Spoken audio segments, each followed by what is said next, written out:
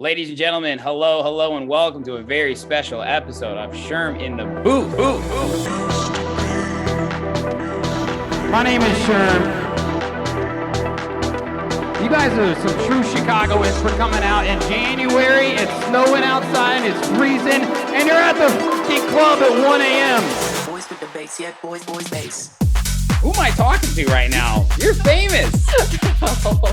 Free food, free drinks, music, girls. Let's go. Do you like it? Cool. You don't? Goodbye. I'm missing the most important part. Boys with the bass,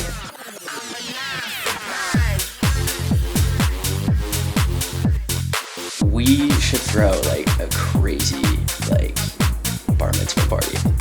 This is crazy. Send me stems. I finished it. Hey, what's up, guys? How's everyone doing? Just wait, you know it kicks in like 3 to 5 seconds afterward. Yo, what's good, everyone, and welcome back to another brand new episode of Sherm in the Booth. I'm, of course, your host, Sherm, and this is episode 246. We are plugging away leading up to episode 250, but I'm really excited to share this interview with you all today. Episode 246 features SoCal-based DJ producer Shay. We have been trying to line up a date for an interview for a minute, and I'm so glad we finally found some time to connect. Shay is truly a unique talent, not just because of her history as a classically trained musician, but also her approach and perspective on what her intentions are on her journey as an artist. It's all about the music to Shay, and I couldn't agree more. We got deep on topics like purpose, finding your sonic identity, support DJ sets versus that headliner mentality, and so much more. Shay, you are a real one, and I had so much fun talking with you, and I'm sure everyone else will enjoy this episode as well. Now, enough of me chatting, let's get into it right now so you can hear her story for yourselves. This is episode 246 with Shay. I mean, you know how small this industry is. We probably know every single person. Yes. Although it's expanding. I'm beginning to step into the world of house more than kind of just US house too. So the world of house. Yes, I like to call it world house music. That's what I'm kind of stepping into. I like both that. Sonically and physically. Sonically and physically. Yes, your sonic identity. That's what I like to refer to it as. And what's really interesting about you is there are a lot of people who have like classically trained experience and become DJs and producers and stuff, but like what was so cool during your interview with Olivia is it's just kind of ingrained in you, and it's amazing. And I don't want you to take this for granted, but the fact that you can sit down and it comes to you is like a very special thing. So I think it's so cool. Like, did your parents, were they originally the ones that were like, we want you to do music? I mean, just starting pretty early. What were you, 5 years old? Yeah, well, I started in piano lessons when I was 5, which obviously came from my parents because I'm 5. Yep. But I really loved it right away. And then later on, I started playing the viola in the Premier Youth Symphony, and that like kind of combined those two things with my already deep passion for like pop music and just listening to so many types of music all growing up. Yeah. I actually always wanted to be a singer. But I was doing too many things growing up where I didn't get a chance to. But yeah, I mean, my mom's Chinese, so I kind of maybe a stereotype, but if you're Chinese, you know, you do a lot of things when you're growing up.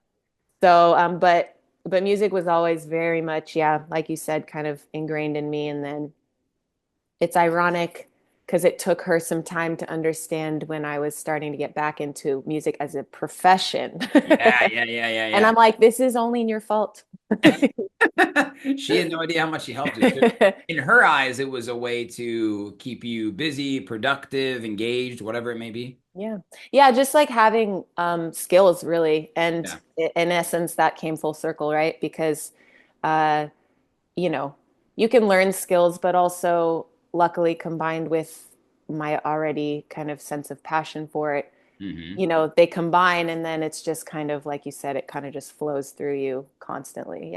Yeah, absolutely. I've been I've been producing for like 6 or 7 years now. I really felt like I got the hang of it over the last three, maybe even two. Now Mm-hmm. I'm at this point, like as a tech house producer, right? And I wanted to ask you about this, especially from the classical music perspective, is how to actually be original, still within your realm, Yeah. maybe going outside your comfort zone. And I just made a song with my friend who's a really, really good producer, just one of those types of guys. And Yep. he's been doing a lot of pop songwriting and also producing and just songwriting, like working with rappers and hip hop artists and pop singers. And I got in the studio with him and sort of watching him make a song in a way that I've never seen made, in the sense Hmm. where he was like, he had a melody going. We start at the core. And then he starts humming, and then he layers just over his voice humming. And then we go back and we rewrite the lyrics and he sings those over. And then we put it in AI so it sounds good. And then he sends that to his singer, and then the singer re-sings. And I'm like, whoa, this is music. Yeah. Yeah, that's interesting too. And then once you integrate like AI and technology, it comes to this like whole nother level. Might as well. Uh, yeah, I mean, I don't know. I do know a lot of people that write that way, honestly, in Yeah. pop music and all different genres, right? Where you're humming melodies starting with like a melody and then you do the lyric later. Hmm. I am also like a very thematic type song maker where like when I go in, whether it's the sonic that I come up with first, like this cool synth that's setting a Hmm. mood, and then like what lyrics vibe with that mood, Yeah. I have to like, I prefer to have a concept as I'm working on it because I think it helps kind of guide where that song goes. That Okay. being said, so like when I'm say I have a melody, I'll find lyrics for it sooner than later. Because Hmm. one, I need to save my session, and I don't like saving my sessions like random idea, like Oh gosh, number yeah. 120. Like I like to. 30 desktops. Yep. Yeah, I'm a little. I think organization matters in as a You were producer. raised like So, that. Yeah, I'm sure. yeah, some call it OCD, but Yeah, that's so cool. And it's kind of, it's not new for me. Like I know that process has been out there, but I yeah, really see that's where the future is heading, because a lot of people, they like to say dance floors are dead, club culture is dead, tech house is old. I'm like, first off, no, it's not. You're just not in the not right even place, close. or those people aren't doing it the right way. So I'm excited to see, sort of after the whole, COVID layover and people collaborating in different ways. Now there are just all these new subgenres that are Oh my really gosh. starting to come out, and I'm fascinated as a fan first. Right? Hmm. I always make sure to remind myself that like you got into this because you loved it as a fan. And I love all these different types of music that are coming out. I don't care if it's tech house or UK breakbeat or trance or whatever it is. Yeah, I feel like things are more open now than ever before Yeah. too. Like for instance, when I play out DJ sets, I don't have to always play out the music that I make. Well, I mean, I put my songs into my sets, but what I mean is the genres, right? Yeah. Like it's a lot more open-ended. In fact, I don't know if you saw this thing circulating on socials, like at the top of the year, it was like progressive house is now minimal house and Nice. like tech house. Did you see that? It kind of made me chuckle though, because I'm Yeah. like, well, actually, the kind of, and it's just Yeah. because things have kind of melded together a lot more. And I don't know if it's from like, what it's from exactly, but in essence, people digest music multiple ways, right? There's streaming, and then there's live, and there's like things that maybe flourish more in either side. Hmm. But I think it's made people a lot more like open Hmm. to vibing, and like maybe it's through the pandemic too. People were listening at home, and you know, Yeah. it's developed into this interesting thing for sure. Oh, absolutely. And I always try to remind these people who say these things are not there anymore. I'm like, I just want you to know that like pop music is made by dance music producers. Like Lady Exactly. Gaga's album in 2021 or 2022, I love bringing it up. Like you had Chami on there, you had Axwell, SG Lewis made the Tavlo album. Like all these really, really Hmm. good DJs, producers, or whatever, they understand that world. And I think now that so many people have entered the industry, particularly DJs, Hmm. who now realize, okay, if I really want to actually be an artist, I need to make music. And then there Hmm. was a lot of copycats. That happens. And I think we're right on the precipice of another sort of 4 year cycle, right? Like Hmm. 2020, like you said, everybody was streaming dance music. It's much easier to listen to watch, whatever it is. And Mm-hmm. now I feel like the live soul. Like I've been listening to a lot of like Stevie Wonder lately. I love Oh, hell Stevie yeah. Wonder. Like love that shit so much. That's where I find Hell inspiration. yeah. And No, I now it's like these know. live singers were like, we all want to band together and go, yes, we feel this shit. Yeah, I mean, listen, house music is it's kind of like soccer, right? We were talking about soccer, but it's the Okay. number one electronic genre in the world, I would say, Yeah. like it's very worldwide. Like, Hmm. no offense to bass music, but it's not as huge No, everywhere, you bass know? is big in the US. It's So, yeah, I forget what you got caught up with soccer. You're ready to I talk got caught Real up. I was Madrid. like, let's go. I was putting on my cleats. No. Yeah. Um, yeah, I don't No, know. I totally agree. That's what I was leaning into as well is in terms of being an artist and building your brand, you can't just be a DJ really anymore. Like I'm even trying to challenge myself as a performer. Like I'm lucky enough to have played a lot of amazing shows just like you too, Yeah, yeah. festivals, toured, played internationally, and it's incredible. But I've been doing that for a long time. So how am I going to challenge myself with my music and my Hmm. performances? And Yeah. I think it's by incorporating people from outside of the typical EDM genre or house music genre. Yeah, for sure. I mean, I have personally kind of done the trifecta of like doing my own vocals, producing, Mhm. and kind of what was the other one? Producing vocals and I don't know, all the things Yeah, all the basically. things. More than But three. now, yeah, but now I have started like working with vocalists and songwriters, and it's been interesting in my process to kind of step into this new process of Mhm. focusing on production only, for Yeah. instance, rather than kind of doing everything. And it actually, I think I make different tracks sometimes when I'm working with someone else's vocals. Hmm. First of all, not my own, just hearing them. And then, of course, whatever style it's in. Um, and actually, circling back to what you were saying before, talking about like Stevie Wonder or these older songs, is I'm actually working on some classical reworks right now that I can't really talk about, but they Whoa. could they could be huge if they come out. And like that's something that I think both like vocalists as they write nowadays and a lot of people are doing reworks, but kind of going for those like vintage sounds and like kind of the more classic house. Hmm. It's kind of like fashion and everything else in the world that's cyclical, and Yeah. talking about cycles is like, I feel like the classic, however you want to call it, classic genres of like music or, Yeah, the foundation, so to speak. yeah, are like coming back into fashion, kind of. Uh-huh. That is a great way to put it. And that's why I was saying too, like it's like these 4-year market cycles, Right. whatever you want to call it. And I think that's why it's a really, really special time to be in dance music. How long have you like been committed to a career in music now at this point? Probably about 8, 9 years. Okay, same. Yeah, I'm Yeah. just past Right. 10. So Yeah. we've seen I'm dating Yeah. you. I'm Yeah. sorry. Yeah. No, do it. Yeah, yeah. We're old, we're proud. But I think it's a really special time for people who have been in it as long as us because Yeah. we saw it boom, Hmm. we've seen it change, and now again we're on the precipice of all of these different types of inspirations coming back together, but with a real desire from people to have the experience. And Hmm. I think that's why too. I was talking about this on a podcast recently. In like 2015 to 2019, when I moved to Chicago, it was blowing up here, right? Like international DJs constantly coming through every big city in the US. Every weekend, there was sick DJs playing. Every single night, it was about the names, the names, the names, the names, the names. Yep. Pandemic hit, the names aren't coming around anymore.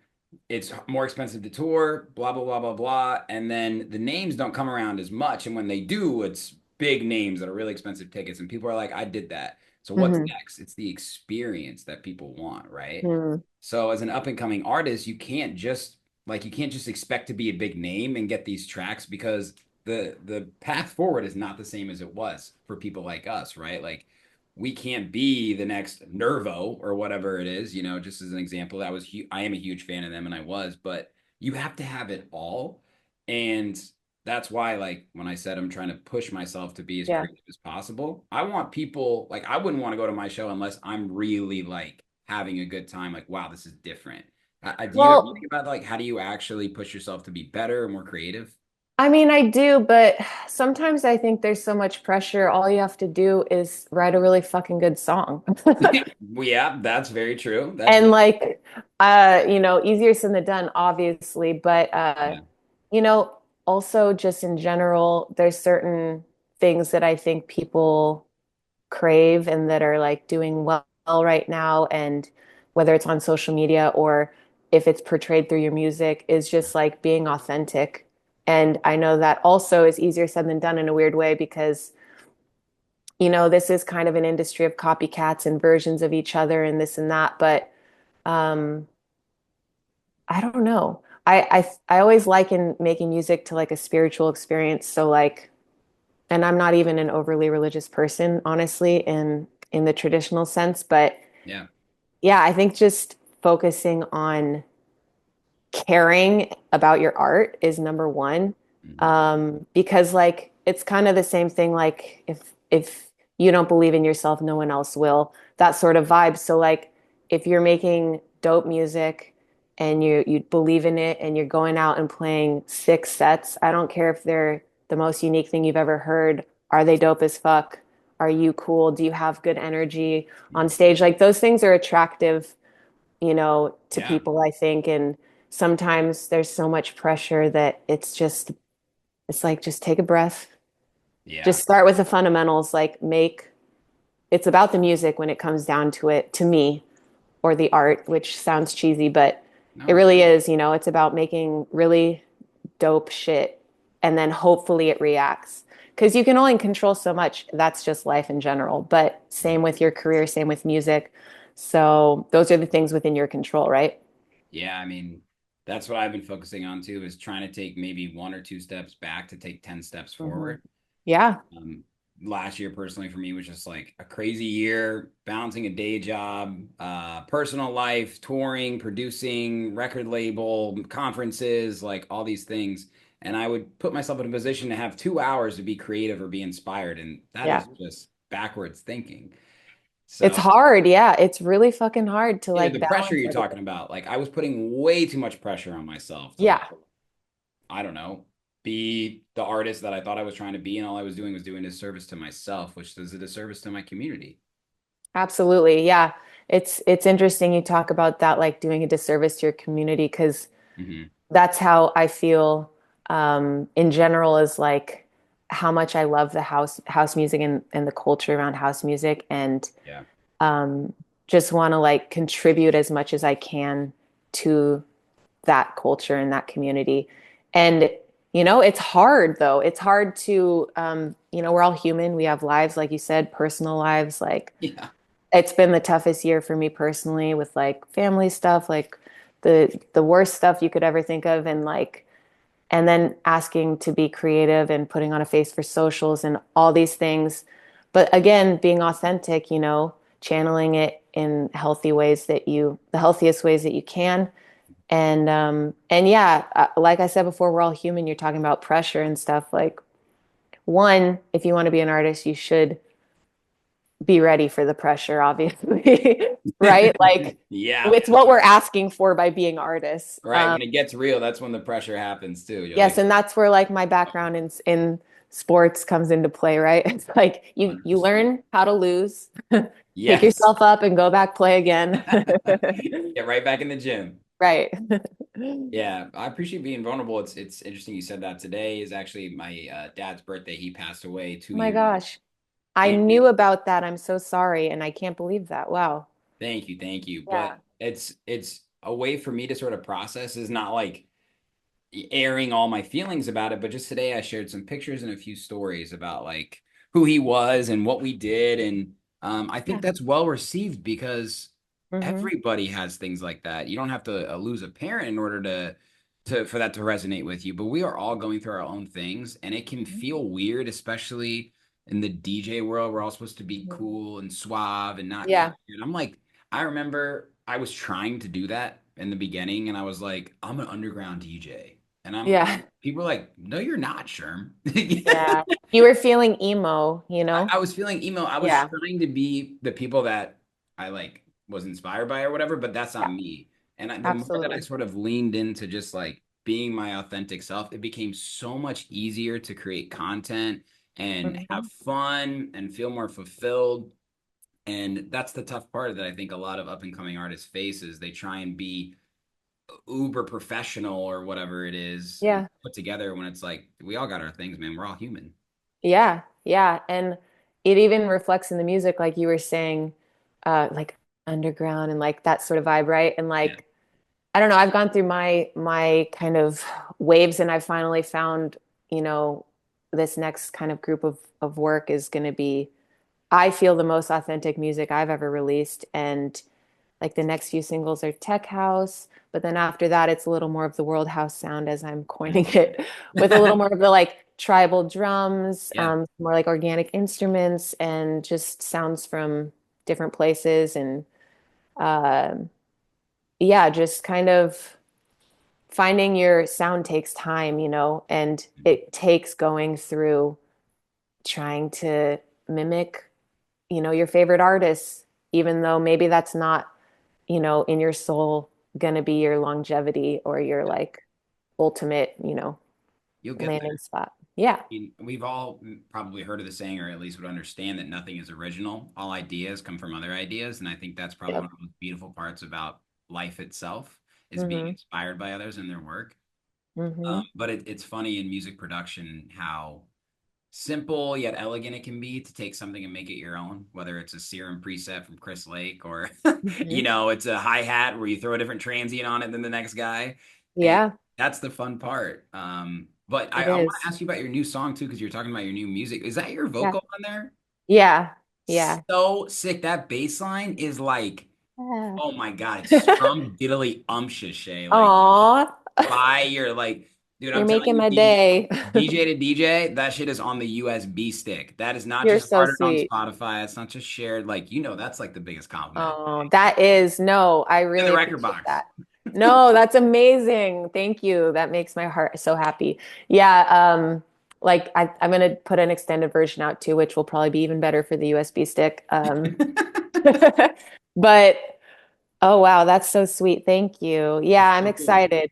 Love language, my own vocals, and then the next song actually that comes out next month is with a featured vocalist. It's called Siente el Ritmo, which means feel the rhythm, and it's coming out on like a Latin house compilation Let's with go. Lady of the House, also in the Oh, UK. amazing. Yeah, and then after that is another kind of tech house with my own vocals.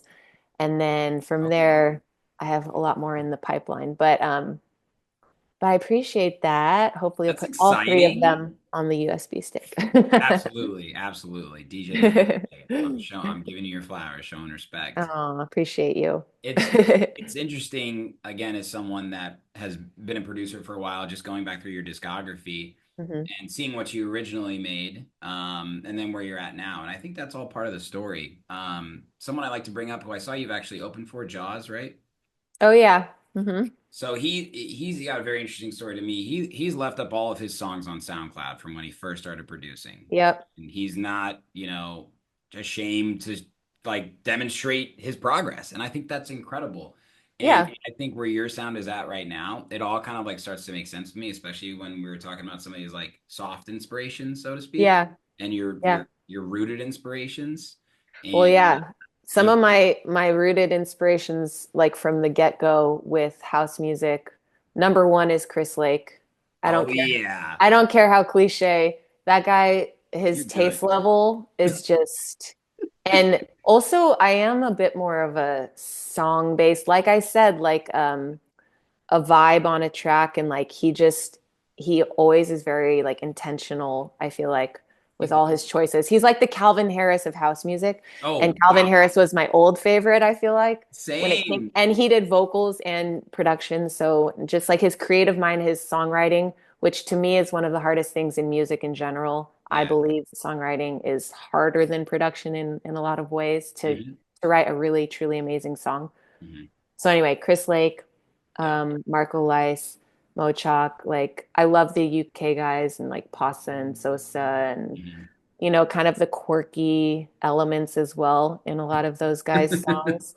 Um, Yeah, they do it different, don't they? they really do. They really do. And that's, my ultimate goal is to become worldwide. And so I'm releasing with this UK label. And then in March, I plan to go to IMF, which would be my first time in Ibiza. Oh, So, cool. yes, my French manager has taught me the correct way to say that. I was gonna say that was an unbelievable Oh, pronunciation. thank you. Without feeling like, you know, well, Listen, I am the white dude from Indiana living in Chicago. You want to hear me try and say it? Ibiza. I like doing the Ibiza. list. Yeah, Ibiza. Well, I learned it's like in the UK and in Europe they say I instead of like here we say Ibiza, Ibiza, like Ibiza, Ibiza. Ibiza, like an I, Ibiza. Ibiza, but Ibiza. not Ibiza, Ibiza. It sounds like I'm a dude from like northern Wisconsin saying I'll be there. Like I'll be there. I'll be there. I'll be there. That's hilarious. I'll be there. Yeah, yeah. Oh, that's hilarious. Oh my God, yeah. We're not gonna cut that out. That's the real Sherm right there. Being authentic, everybody. Not trying to be somebody I'm not. That's This right. is all about authenticity today. So sick. So what are the shows look like for you then this year? Because you've got a very, very decorated career already. Are Thank you, you thank you. like, are you doing what I'm trying to think about more is not Mhm. quality over quantity, but like just quality, like in terms of trying to shift maybe from like the guy who's opening all the time to someone who's trying to get a little bit more headliner mentality. Have you seen the Yeah. Steve Martin documentary by chance on Apple? Mm-mm. Okay, you know No, but Steve that Martin, sounds amazing. Of obviously. course. You should watch it. It's one of those things that has inspired me musically by doing something that's not directly musically related. That's So amazing. yeah, very quirky guy. He did stand-up comedy. He's actually He the also did music, didn't he? Like he did. Yeah, it he was plays it was and like a yeah. very strange stand-up. It was Yeah. very unique. And he was opening for bands and the crowd didn't know who he was. He was getting in front Yeah. of the crowds. That's great, but like they're not there to see him. So he scaled it back and started doing Yeah. 50-person rooms, 100-person rooms, Yeah. 200-person rooms. And then next thing you know, he's the most successful stand-up comedian of all time in terms of selling out stadiums and stuff. Interesting. Yeah. And I was like, God damn it, I need to Steve Martin my career a little bit. Like still get up in front of people, but like Yeah. don't think by playing to a smaller room, like it's that mentality of I'd rather have 100 people that are there to really see me and let me be me and do that. Yeah. How Yeah, do for you feel sure. about it like that? Well, yeah, I mean, first of all, I do see myself as a headliner Got in my to. career. Yep. Um, but in the meantime, another thing I've learned about the industry is the idea of affiliations, right? So a lot of times you want to take shows that you also feel a benefit from that affiliation, either for future shows or maybe it's in that market you want to get into, Yeah, absolutely. and it's such a people-based industry that goes for shows and promoters and buyers and people you're getting in front of to impress them for future shows. So I take everything with a grain of salt too, like Hmm. in this journey that we're on. Um, so I will do all sorts of shows, like theoretically, and then theoretically, and Yeah, then it all depends on kind of what makes sense. But I've been playing a lot in 11 in Miami, which is also one of my that place, honestly favorite places I've played. that place is dangerous. Have you been there? I know. No, Yeah. everyone that I talk to, mostly men, but Yeah. everyone that I talk to is always like, but they love it. And I know so many So females that sick. love it too. So unique. Yeah, that's the definitely the I unique. know. It's not Right. like a strip club. It's not. No, I know. I actually am surprised. I was surprised how much I love it. And it is literally one of my favorite places. That's So, awesome. yeah, so I'll be having more shows there this year and Cool. more to be determined down the way. But I feel like, being a DJ is obviously hand in hand with being a producer and an artist and music maker and all of the above, and everything kind of goes together to make you, you know, flourish basically and thrive. So Yeah. um, I I love the live atmosphere though. I love nothing more too, by the way, talking about playing to a room of people that are there to see you. I Yeah. also love playing in rooms where they have no fucking idea who I am. And by Yo. the end of it, they're like, "Who is that?" You know, and that to me is like a challenge, right? And I accept every challenge and I think it's a testament to kind of hopefully my taste making and my DJ skills and my personality when people are very receptive, after shows. That So, hits really, really yeah. hard on me, Shay. I feel Yeah. the exact same. I guess I'm only able to take the headliner mentality because I've been lucky enough to have enough opportunities in these cities where I've done open shows where they don't know me. I'm opening, and then I can Yeah. invite these people into fans. And that's Yep. that Chicago DJ in me, right? Like I came here, I was playing 5 hour open format gigs on my USB, like reading crowds that did not want to be there and turning it into parties, doing There you late night go. wedding receptions, doing hotel lobbies for Bruce Springsteen after parties, right? Like so many different challenges. You've had the ultimate, sounds like. I that's just a few. Yeah. Yeah. I You're mean, like preaching to the choir. no, I know it's crazy, but all that time I didn't really realize in the moment at least I was becoming a really good performer and DJ. Very, Right. confident in front of whoever it might be. And now when I'm performing and I'm playing my music, people's music, whatever it is, Yeah. I'm still that guy. Yeah. And that's why I love the thrill. Like Hmm. that picture right, not there. There. Sorry, I'm Uh-huh. gonna Is that that's Academy? that's Academy, right? Yeah, I'm wearing an Indiana Pacers jersey. yeah. I'm direct support for side piece. My first time playing in LA, and Amazing. I had waited so long. Like I've gotten some options, and I was like, I'm gonna wait. Like the time is gonna be right. And I played that show, and like I remember I started, and the guy before me, he was the opener, right? So he was keeping a little more low energy, and Yeah. I said, I'm gonna fucking rip this place in half right now. And that was like shortly into the set, and it just was like the lighting guy couldn't even stop it. You know what I mean? And I love what you said there because those are always a proving ground for Yeah. artists like us because we do have that headliner mentality. One day we do want to be the side piece or Hmm. whoever it is. Yeah, yeah, for sure. And also, it's funny when you talk about opening and playing down. Um, Yeah. I don't do that personally. I mean, I know people are always like, where are the good openers? I'm like, everyone wants to be an artist now, actually. I think it's a good thing. no, yeah, I just mean like I think I think the rules have changed a little bit where like maybe it's different in bass music, like they don't want you to blow people's faces off before the like big I think we'll open headbanger. for a bass headliner and keep it calm. I don't, I mean, yeah, I've opened for bass artists before playing full house sets, and yeah, yeah, by yeah. the way, they loved the house sets, and Yes. I even played more like kind of bass house Yeah. songs sometimes on those particular sets, and like high energy. You know what I mean? If anything, I think it just amps the crowd up to be ready for the headliner. So Yeah, it's funny, sort of the crossover too. You see like John Summit back-to-back Subtronics, and yeah. John wants to play bass, and Subtronics wants to play house. And I think that's a really cool part about the American culture Hmm. aspect of what's sort of going on. Like obviously Chicago and Detroit, so much music history here. The sound goes off to Europe, it comes back. We're very bass music focused, but then the Avicii's, the Tiestos, the Armin van Buren's blow up here.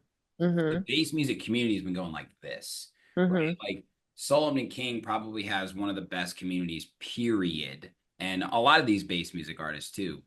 Lizzie Jane in Denver is a great example of that. Hmm. And now you see these bass music communities that like house music because the DJs are becoming friends.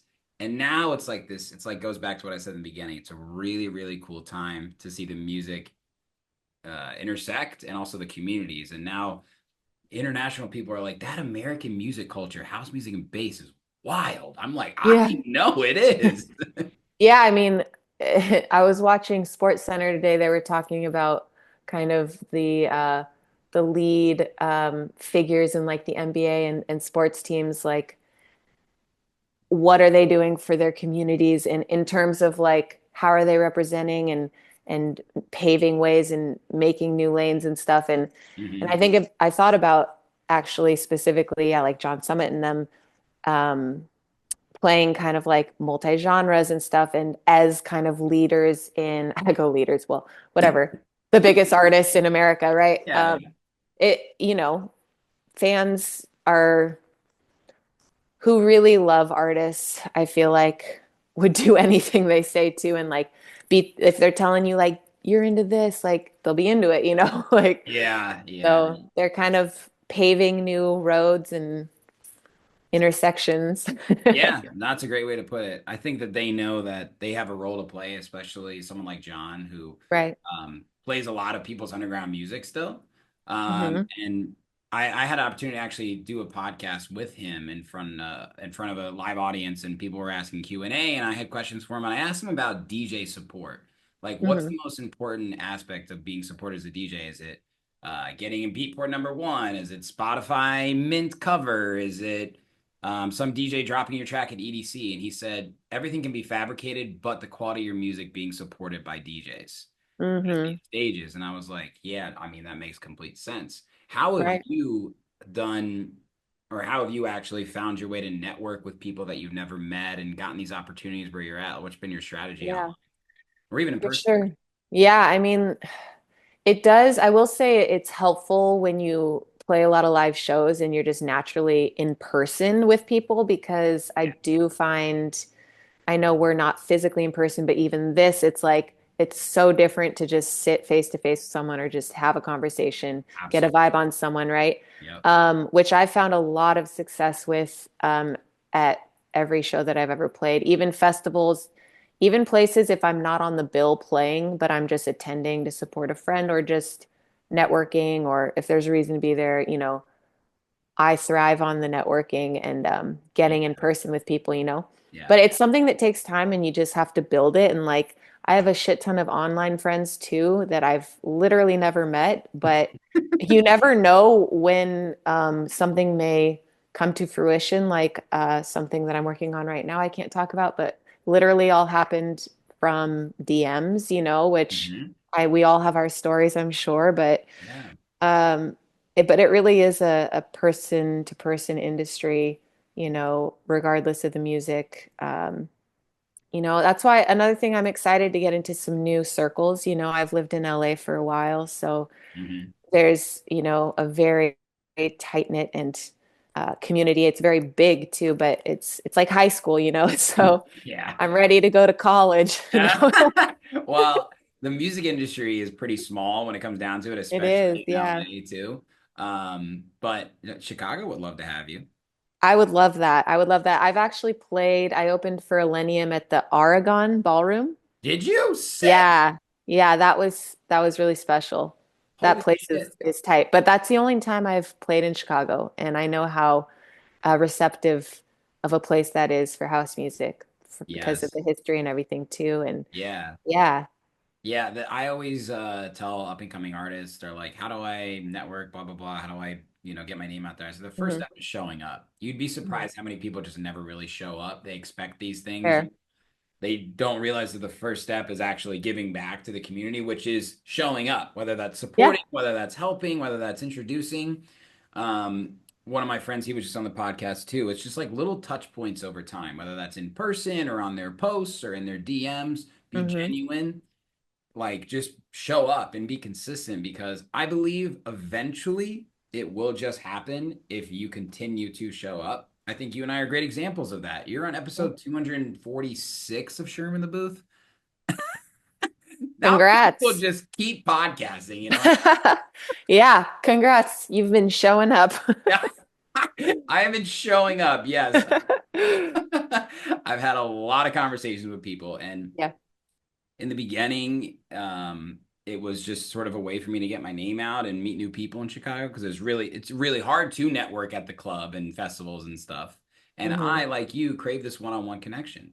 And I think Yeah. where I've learned the most, and then really over the past 2 years, it's shifted to just this like thing that is the greatest gift I've ever given myself, sort of. And that has resonated with the listeners in such a deep way because I love this, Well, like, yeah, I was gonna say, like, you can tell you're passionate and like oh, I'm sweating a little bit. Yeah, it absolutely. it speaks for itself, and Yeah, that's yeah, yeah. same goes like show up, like put in the hours in the studio, and eventually you're gonna write a great song, right?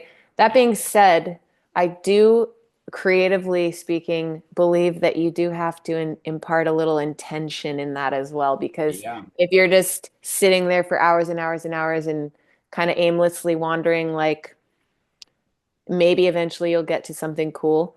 But Mhm. I think when you have intention combined with passion and showing up, that's when, things really can move faster, maybe, Yeah. and come When to you say fruition. intention, do you mean like setting specific goals, or can we drill down on that? Because I like what you said there. Yeah. Yeah. Maybe, for example, you're sitting down, you've got the blank canvas, right? I have a fine art degree, so I always liken it to like a blank canvas. Love And that. it's like, are we writing a happy song? Okay. That could be an intention, right? Yeah. Or are we doing like a tech house? Like, are we Mhm. going for this like more UK garage vibes? Or are we going to do more like melodic, or whatever? Like having just breaking down a few bullet points like as you're going. Even as far as like, oh my God, I love this one song. I'd love to make something, inspired by that. And so Mhm. then you're like, okay, that's it. I mean, not that house music varies in BPM that much, but you're picking your BPM, you're like, okay, what's their hi-hat? It's Mhm. short and like snappy. Okay, find that. And then that inspires the rest or something. Like having Yeah. a little bit of intention goes a long way versus no intention. I Yeah, I completely agree. And to build upon that too, my intention used to be having too specific of goals. hmm And when I started talking to people who have had success playing large festivals, going on world tours, whatever it is, and I said, like, have you accomplished your goals? They said, I already did. And I regret setting goals that I didn't think I could ever accomplish. hmm And they said you should set goals that have a little bit more of a higher meaning to you, like your hmm intention of making an impact in what reason, right? Because like I'm in Chicago, of course, one of my dreams is to play Lollapalooza, obviously, Yeah. but I think if I keep going, it'll just eventually happen. And then if that's my biggest goal, I'm gonna finish that and walk away and maybe not have that sense of fulfillment. And Yeah. I think that's an important thing to have intention on. My intention, my goal, my why always comes back to making an impact to build something, whether that's a podcast that people can resonate, or a song that I made, or a conference that I start with Olivia. After I'm gone, it will be there. It can help somebody because people Yeah. have inspired me with their work. So I love what you're saying there about intention. It's really important. Yeah, absolutely. Absolutely. Yeah. So what can you tell us about like what's on the horizon? You obviously mentioned you got new music. Can you give us any dates? Because Shay, you're giving me a lot. I can't say this right now. I can't say that. I'm gonna ask I you when we log off, but like what can you give me? I don't even know if I can give it to you then, to be honest. Oh shit. No. I know in March I will be releasing the Latin house song Siente el Ritmo featuring Ange. It's super fun. It's obviously Latin house vibes, Oh, and I'm definitely going to be playing it out a lot because it just has a really catchy kind of uh, track to it. Um, and I see. then in April, I have another kind of, this is all paired as an EP, so it's part of my EP called Kick Drum Heart, and that third single is called Kick Drum Heart. And Great name. along with Love Language, it's just kind of my kind of stepping into this new era for me, this new kind of sonic world that I've found for myself, and launching that off. So I'm really excited to share the new music, though.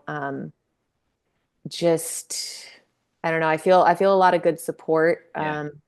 from the community and the industry, and I can't wait to kind of just ride that and see where it takes me, and hopefully be going to my first IMF in Ibiza in in April.